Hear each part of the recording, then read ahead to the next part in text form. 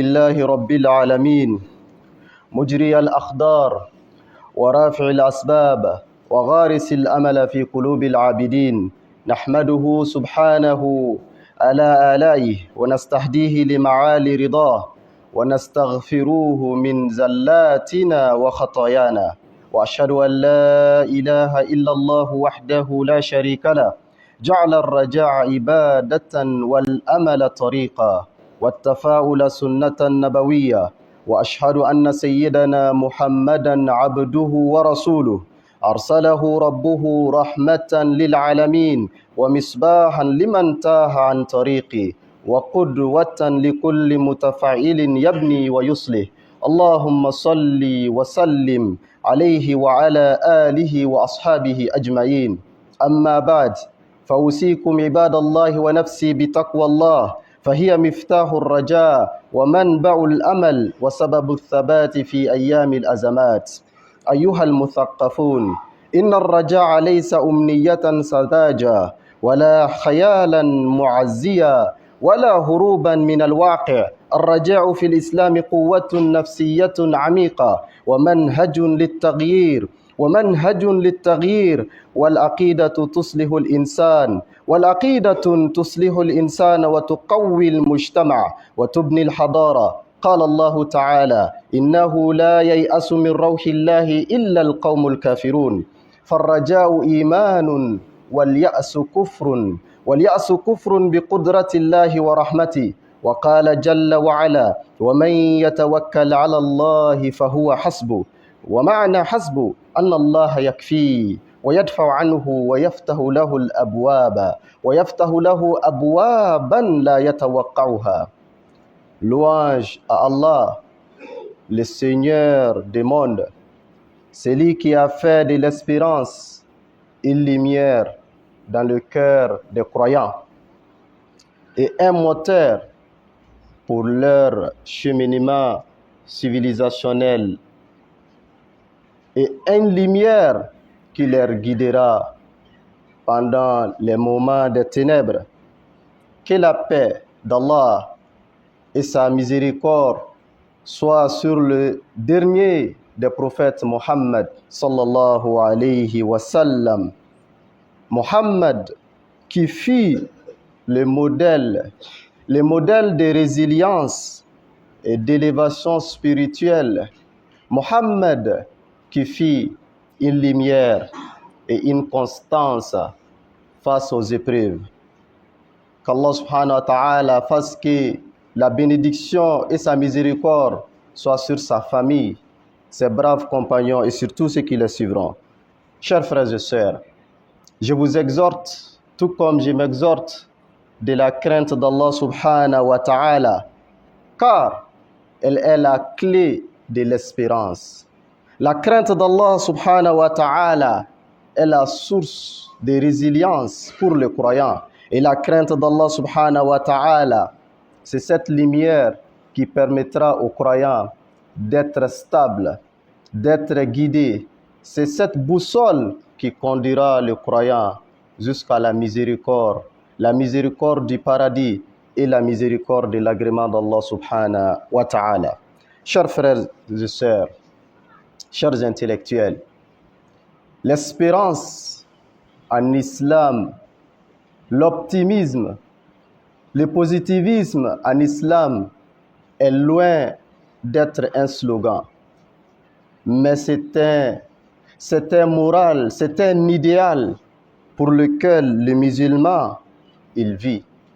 C'est ce qui permettra aux musulmans de conduire des grands projets. Et c'est ce qui permettra aux musulmans de résister et de faire face aux obstacles en les surmontant durant le cheminement de son existence. Et Allah subhanahu wa ta'ala dans le Coran établit et clarifie le principe de l'optimisme et de l'espérance.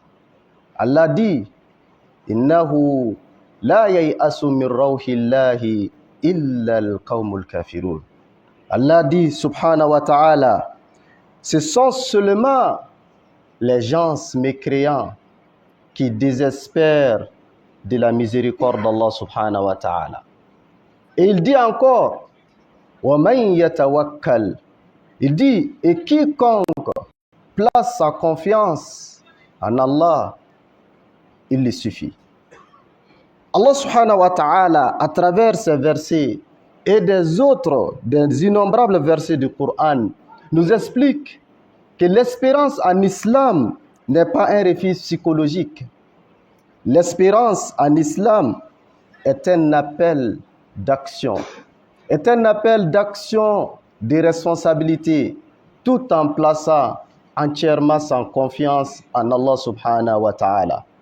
Et c'est pourquoi le prophète sallallahu alayhi wa sallam, qui est le modèle, qui est l'incarnation de l'optimisme et de l'espérance, dans sa vie, il nous a montré beaucoup d'exemples, beaucoup de paraboles qui doivent être pour nous, la dernière génération, une boussole et un viatique quand les turbulences et les tourbillons commencent à prendre de place.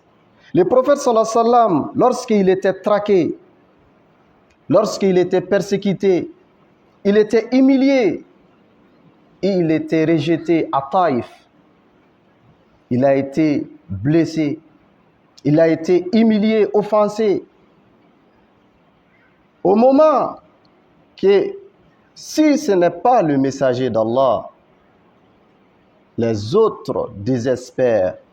Et c'est en ce moment que le prophète affirma, j'espère que Allah fera sortir de leurs descendants des gens qui adoreront sans rien l'y associer.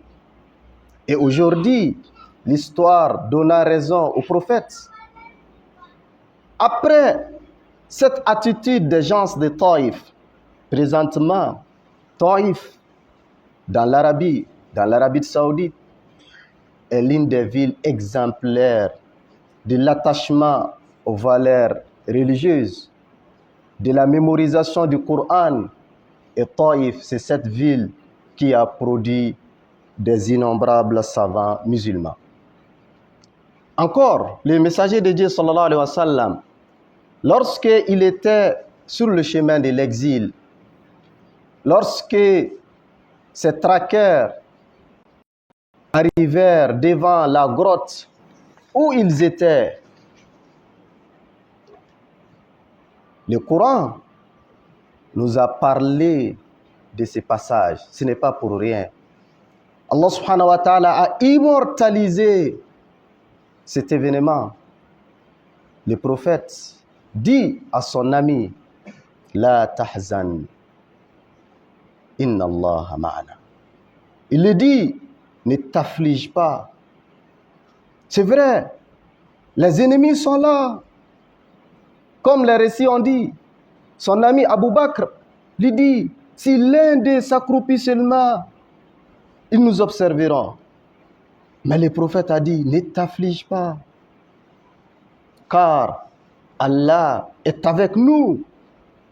C'est ce discours d'espérance et d'optimisme et de positivisme pendant les moments de détresse totale que nous avons besoin, que notre société a besoin. C'est cet optimisme que les élites et les intellectuels doivent incarner, propager, enseigner et sensibiliser leurs concitoyens. Chers frères et sœurs, les nations ne renaissent pas par la force brute, mais surtout par la force de la morale. Et l'espérance, comme les savants l'ont défini, c'est l'attente de la miséricorde d'Allah en associant à l'action responsable, en associant à l'acquittement de ton devoir, comme il t'a été demandé. Tu t'acquittes de ce qui t'incombe, tu t'acquittes de ton devoir et tu espères et tu espères à la miséricorde d'Allah subhanahu wa ta'ala. Chers frères et sœurs, c'est l'espérance qui permettra à une nation de prospérer. C'est le positivisme qui permettra à une nation de transformer l'anxiété, les psychoses en des projets. C'est le positivisme qui permettra à un individu et à une nation de transformer lassitude en persévérance.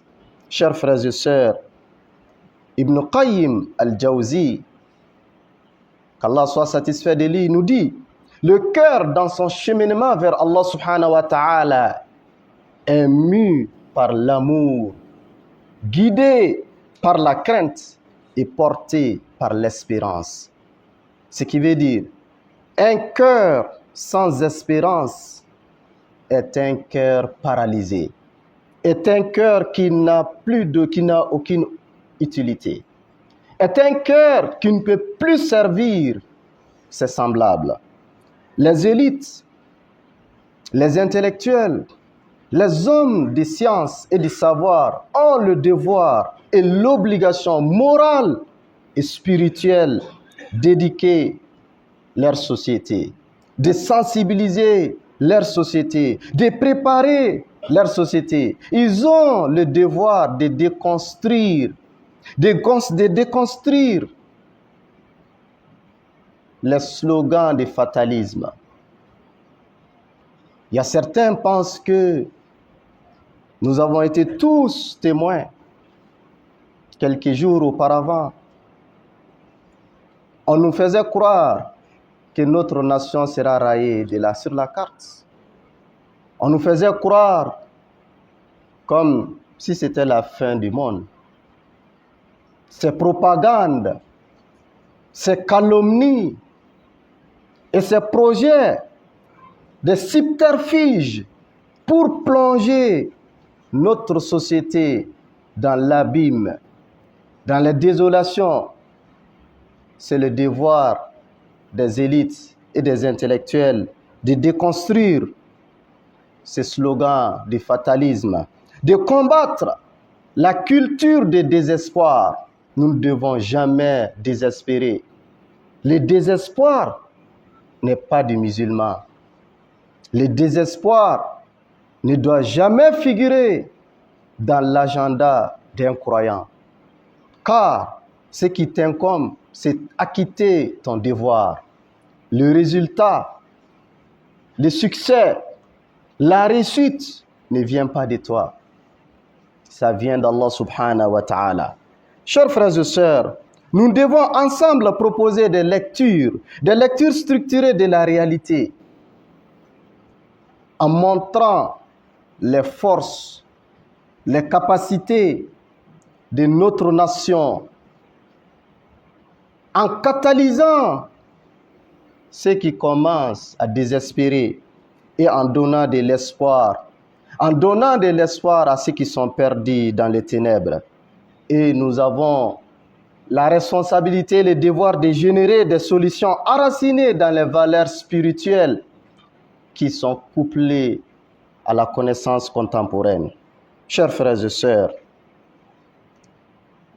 comme les savants disent, l'intellectuel n'est pas celui qui constate la crise. Non, mais c'est celui-là qui propose des solutions. C'est celui-là qui essaie de souffler de l'espoir. Et c'est celui-là qui guérit ceux qui sont tombés dans le désespoir. C'est celui-là qui guérit ceux qui ont perdu la boussole. Et c'est celui-là qui permettra de conduire les égarés et qui fera d'efforts, de discourir afin que les propos des mensonges et des calomnies ne puissent pas dominer. Et Allah subhanahu wa ta'ala nous dit: وَلَا تَهِنُوا وَلَا تَحْزَنُوا وَأَنْتُمُ الْأَعْلَوْنَ إِن كُنتُم مُؤْمِنِينَ اللهم أحيي في قلوبنا الرجاء وازرع فيها الأمل وثبتها بالقول والإيمان. أقول قولي هذا وأستغفر الله لي ولكم ولسائر المسلمين من كل ذنب فاستغفروه إنه هو الغفور الرحيم.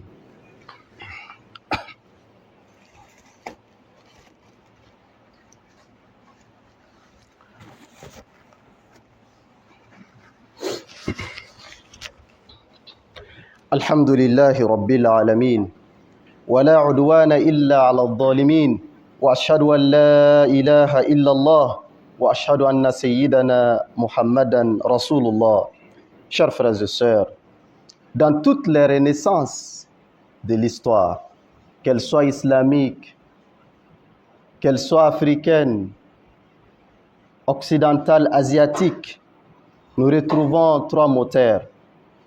Une vision morale, toujours. Pour que la renaissance puisse être une réalité, il faut qu'il y ait une vision. Ensuite, une confiance collective. Il faut que les gens, la communauté, croient à la vision. Et le plus important, surtout, ce qui nous incombe, une élite qui est capable de reformuler l'imaginaire social. Car c'est les élites qui sont les artisans de la vision. C'est les intellectuels qui réveillent, qui éveillent le cœur. Ce sont les hommes du savoir qui doivent servir de la lumière, la lampe qui fait fuir les ténèbres. C'est pourquoi Allah subhanahu wa ta'ala dit هل يستوي الذين يعلمون والذين لا يعلمون. Sont-ils égaux? Ceux qui savent et ceux qui ne savent pas ne sont jamais égaux. يرفع الله الذين آمنوا والذين أوتوا العلم منكم درجات. Allah dit, ceux qui ont cru, ils ont un niveau élevé. Mais parmi eux, les hommes de science, leur niveau est encore davantageusement élevé. Parce que c'est les hommes de science qui éveillent, qui font adhérer la communauté à la vision. Et l'islam a instauré ces trois dimensions. C'est pourquoi en islam, le point de départ, c'est la réforme morale. C'est cette réforme morale qui doit précéder à la réforme politique et économique. Le prophète sallallahu alayhi wa sallam, il commence à près de 10 ans de sa prophétie. Il ne s'est pas d'abord préoccupé ni de la politique, ni de l'économie, ni de l'armée, mais d'abord la moralité. D'abord l'individu, d'abord les dogmes et surtout cette confiance inébranlable. Et c'est pourquoi la société mécoise a été surprise de voir des hommes qu'il traitait comme faibles, des hommes qu'il ne considérait, qu'il ne accordait aucune importance, comme Bilal. Ils ont été surpris de voir ce Bilal résister devant des souffrances, des supplices insupportables. Ce Bilal qu'on frappait, mais qui n'a jamais changé de slogan.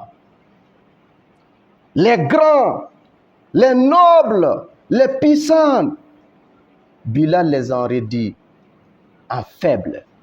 Pourquoi? Car il avait reçu cette formation. Khabab bin Arad, qui son dos était devenu comme un barbecue. Oui, il a été étalé sur le feu. Le feu a brûlé tout son dos, mais il n'a jamais renoncé. Et Soumeya, nous connaissons tous son histoire, a préféré de rendre l'âme, le sacrifice ultime, mais elle n'a jamais changé. Pourquoi? Car le messager de Dieu, sallallahu alayhi wa sallam, a reçu dans sa formation. Et, chers frères et sœurs, l'espérance et l'optimisme véritable n'est pas un slogan, mais elle repose sur trois fondements essentiels. Le premier fondement, c'est la foi dans la capacité de transformation. Il faut que chacun de nous croit à ce changement. Il faut que chacun de nous croit à un avenir radieux. Il faut que chacun de nous soit convaincu que notre nation dépassera ces épreuves. Mais si nous sommes désemparés, si nous sommes envahis par des désespoirs, si nous n'avons aucune confiance sur nous-mêmes, rien ne peut être construit. Et c'est pourquoi notre ennemi, nos ennemis, ils ont programmé, ils ont réfléchi depuis près d'un siècle à nous déconstruire. Ils ont programmé afin que nous doutons de nous-mêmes. Ils ont programmé afin que nous doutons de nos propres capacités. Et c'est pourquoi nous ne sommes jamais confiants. Nous ne sommes jamais confiants de notre génie et nous doutons. Par contre, Allah subhanahu wa ta'ala dit « Inna Allah la yughayyiru ma bi qawmin hatta yughayyiru ma bi anfusihim » Allah ne change pas l'état d'un peuple sans qu'ils ne changent en eux-mêmes leur propre état. Il faut que nous-mêmes nous soyons confiants que la mission réussira. Il faut que nous-mêmes nous soyons convaincus que nous prospérerons. Et c'est en ce moment que nous commençons à poser les premiers pas. Chers frères et sœurs, le deuxième fondement pour l'espérance et l'optimisme, c'est l'action responsable. Chacun de nous doit poser une action positive, une action proportionnelle à ce que nous attendons. Mais on ne peut pas rester dans l'inaction en pensant que les choses changeront. Non, rien ne changera. Et le messager nous a appris de l'action responsable en nous disant, si l'heure arrivera et que l'un de vous a une pousse, un plant, le prophète sallallahu alayhi wa sallam demande de la planter. L'heure est arrivée. Ça veut dire que tout est arrêté. Mais il nous insigne à l'action responsable. En nous demandant, il faut planter cette pousse. Et le musulman doit être celui-là qui ne va pas regarder les autres. Mais non, qui se pose toujours la question, quel est moi mon devoir? Qu'est-ce que je dois? Qu'est-ce que je peux? Il faut toujours rester focus sur ton champ d'influence. Ne te préoccupe pas de ce dont tu n'as aucun contrôle. Ne te préoccupe pas de ce que tu n'y peux rien.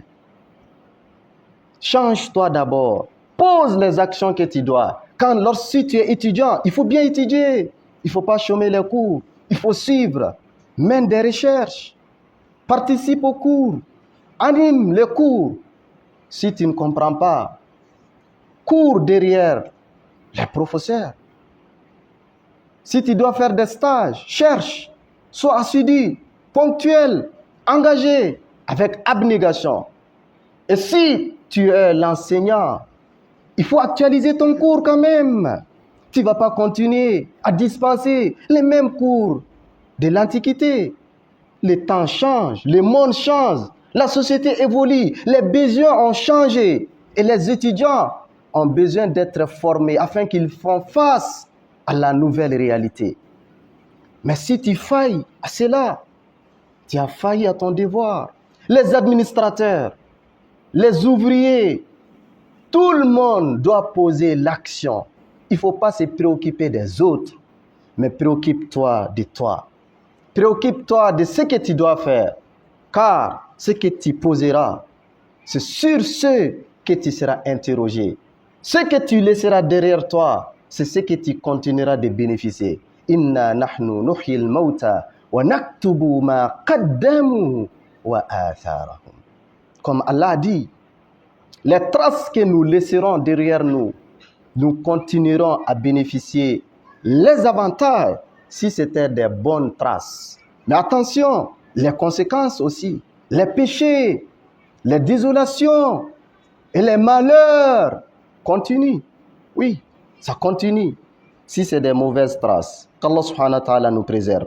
Et enfin, chers frères et sœurs, l'espérance et l'optimisme véritable en islam reposent sur le troisième fondement, le plus important d'ailleurs, c'est la vision de long terme. Les sociétés qui survivent ne pensent pas en termes de semaines, mais réfléchissent en termes de générations. Et lorsque nous dirigeons nos pensées, nos préoccupations à aujourd'hui ou à demain, ce qui veut dire que nous sommes loin du progrès. Nous devons penser pas à nous, pas à nos enfants, mais à nos petits-enfants, à nos arrière-petits-enfants, nos ancêtres qui se sont battus, qui ont fondé des empires. Aujourd'hui, nous parlons de la gloire de ces empires, de ces royaumes. Et ils ont bâti ces empires. Et nous nous vantons de leur œuvre.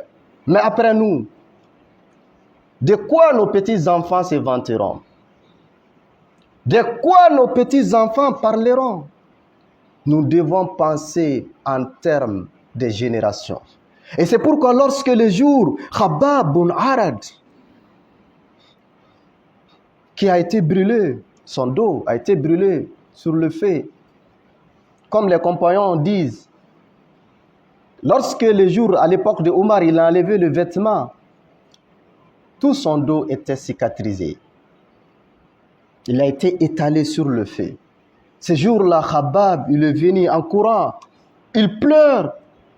En pleurant, il s'adressa au messager de Dieu. Il dit, ô prophète, nous avons souffert. Pourquoi n'invoques-tu pas Allah pour nous? Ils étaient à la Mecque. Ils étaient tous persécutés, même les prophètes. Ils subissaient des manquements, des injures, des atteintes morales et physiques. Il y a des fois. Et les prophètes, il était accoudé, il s'est redressé. Il a changé de visage. Il a dit, je jure par celui qui détient mon âme. Cette affaire triomphera. Aucune maison ne restera dans l'Arabie jusqu'à ce que cette affaire y pénètre.